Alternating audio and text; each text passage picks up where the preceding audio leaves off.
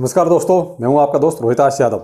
बात करेंगे बीटीसी की। बीटीसी $2.5 लाख जा सकता है क्योंकि प्रेडिक्शन जो आजकल चल रहे हैं यही चल रहे हैं। और एक भाई ने पूछा है, 4 टोकन मेरे सामने रख दिए और ये पूछा है कि सर कौन सा ठीक रहेगा लॉन्ग टाइम के लिए, क्या आपके पोर्टफोलियो में चारों में से कौन से हैं? कमेंट सेक्शन में जरूर बताइए, बात करते हैं उस पर भी। और ये 2 दिन क्या और ज़्यादा वोलेटाइल रह सकते हैं? बिल्कुल रह सकते हैं। तो 1 बाय 1 सबको कवर करते हैं, बने रहिए लास्ट तक। अच्छा लगे तो लाइक सब्सक्राइब जरूर कीजिए।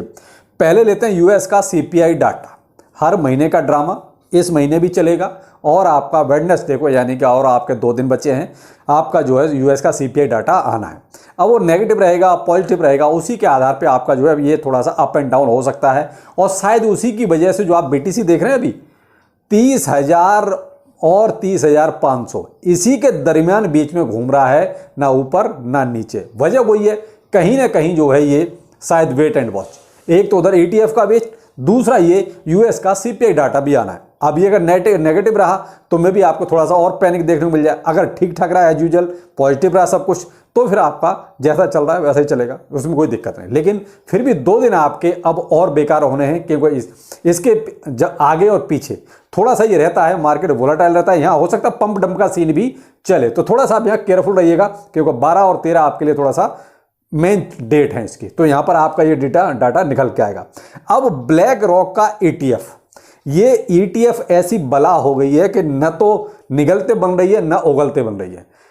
ऐसी सी इसको परमिशन अभी तक दे नहीं रहा है, लेकिन एक्सपर्ट्स अपना दिमाग लगाने में लगे हुए हैं। अब ये कहते हैं अगर ETF अप्रूव होता है ब्लैक रॉक का तो बिटकॉइन आपका $2.5 लाख के आसपास तक का भी जा सकता है। तो भाई अब ये पता नहीं कैसे कैसे कौन कौन से गुणा भाग लगा रहे हैं, लेकिन हो भी सकता है। भाई क्रिप्टो है और फिर इतनी बड़ी बड़ी कंपनियां क्रिप्टो में आ रही हैं। मैंने आपको एक डाटा पहले दिया ही है, 27 ट्रिलियन असेट्स को मैनेज करने वाली कंपनियां क्रिप्टो में कूद रही हैं। तो हो भी सकता है, कोई बड़ी बात नहीं है। लेकिन इस पर एक डिटेल वीडियो मैं आपको कल दोपहर में दूंगा अर्न विद रोहिताश चैनल पर, इसी चैनल पर। तो कल का वीडियो जरूर देखिएगा। क्या बीटीसी कहां तक जा सकता है, कितना हो सकता है, ये जो प्रेडिक्शंस हैं क्या कुछ काम करेंगे, ये आपको कल बता देंगे। लेकिन मेन चीज है कि जो चल रहा है वो यही चल रहा है कि सब ETF की बात कर रहे हैं और ETF के पीछे ही मार्केट कहीं ना कहीं अभी रुका हुआ है। जो आप देख रहे हैं कि एक वोलेटाइल मार्केट भी नहीं है अभी, बिल्कुल शांत और वो कहते हैं बिल्कुल ठहरा हुआ। 30,000 और 30,500 के बीच में यही मार्केट आपका BTC अपना घूम रहा है। और मार्केट कैप भी आपका ये कहोगे बहुत ज्यादा डाउन हो रहा है, ऐसा भी नहीं हो रहा है। लेकिन BTC अगर हल्का सा भी नीचे आएगा तो आपके अल्ट कॉइन्स में एक अच्छा खासा गिरावट आपको देखने को मिल सकती है। और भाई पूछ रहे हैं टैक्स, देखिए टैक्स बहुत नजदीक है, आपकी तारीख ज्यादा दूर नहीं है भाई। 31 तारीख आपकी लास्ट डेट है इसी महीने की। अब यहां देखिए आपको जो भी प्रॉफिट है जैसा भी है, मैं इस पर कई सारे वीडियो इसको आपको दे चुका हूं। आप अर्न विद रोहिताश चैनल पर भी वीडियो हैं और क्रेजी क्रिप्टो मिंटू चैनल पर भी वीडियो है, आप वहां पर इनको डिटेल में देख सकते हैं। उसके बाद भी मैं आपको यह रिकमेंड कर रहा हूं कि आप एक CA से जरूर कंसल्ट कीजिए, क्योंकि इसमें बहुत सी चीजें ऐसी हैं भाई। देखिए CA ही आपका कंफर्म कर सकता है, CA ही आपका वो चीजें कर सकता है, हम और आप नहीं कर सकते।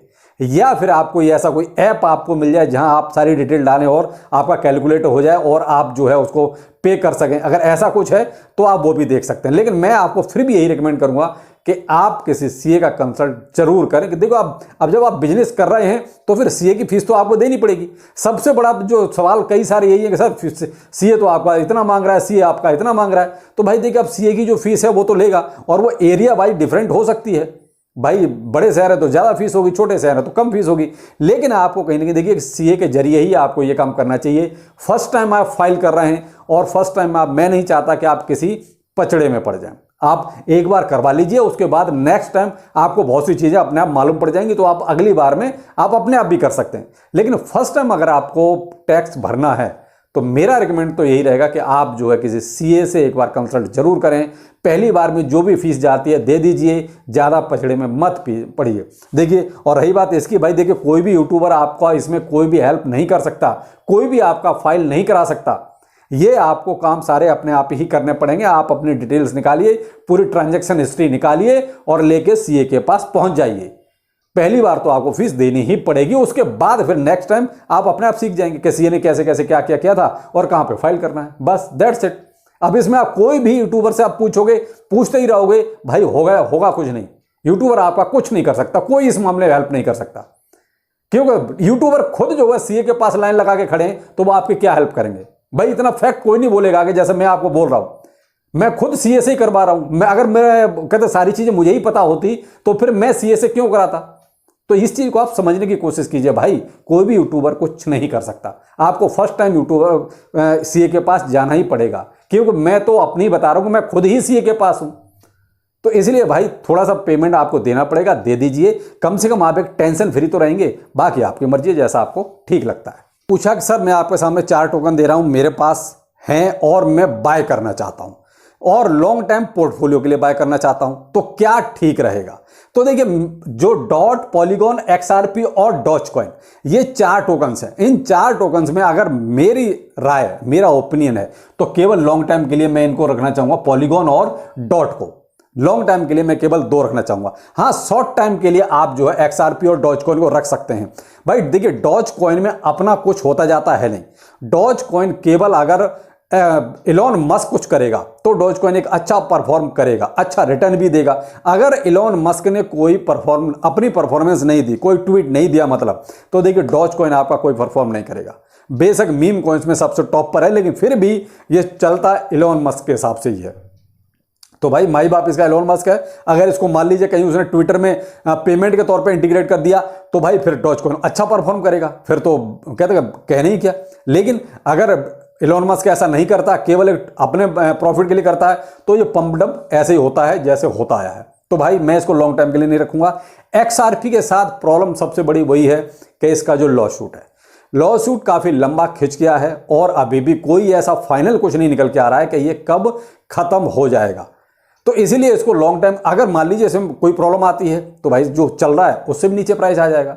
अगर मान लीजिए लॉ शूट खत्म हो गया, इसके फेवर में डिसीजन चला गया एक्सआरपी के, तो एक्सआरपी फिर आपका जो एक बहुत अच्छा परफॉर्म करेगा। लेकिन है तो 50-50 रिस्क है। तो यहां इसलिए मैं इन दोनों को लॉन्ग टाइम के लिए प्रेफर नहीं करूंगा। आप पॉलीगॉन और डॉट को रख सकते हैं, माय ओपिनियन। बाकी आप भी अपना थोड़ा सर्च कीजिए, लेकिन डिफरेंस मैंने बता दिया है कि क्या दिक्कत है लॉन्ग टाइम के लिए इन चारों में। तो मुझे इन दोनों में, पॉलीगॉन और डॉट में, कोई लॉन्ग टाइम के लिए प्रॉब्लम नजर नहीं आ रही। हाँ, मार्केट के अनुसार थोड़ा बहुत अप एंड डाउन हो सकते हैं, लेकिन इन दोनों के साथ जो प्रॉब्लम है वो मैंने आपके सामने रख दी है। अब आते हैं बीटीसी पर। बीटीसी आपका जब भी देखिए 30,100, 30,150, 30,200 यही चल रहा है, एक महीने से ज्यादा होने को आ रहा है। अब प्रेडिक्शंस मैंने आपको बताई दी जो चल रही है, तो क्या 2024 में कितना हो सकता है, एक प्रेडिक्शंस आप भी कीजिए। देखते हैं कि आप जो है कितना बीटीसी को समझ पाए हैं या कितना ये हो सकता है। एक बार आप जरा इसके बारे में जरूर बताइएगा। तो ये थे कुछ अभी तक के मिले जुले अपडेट्स। बाकी चलिए फिर मिलते हैं शाम को। नमस्कार।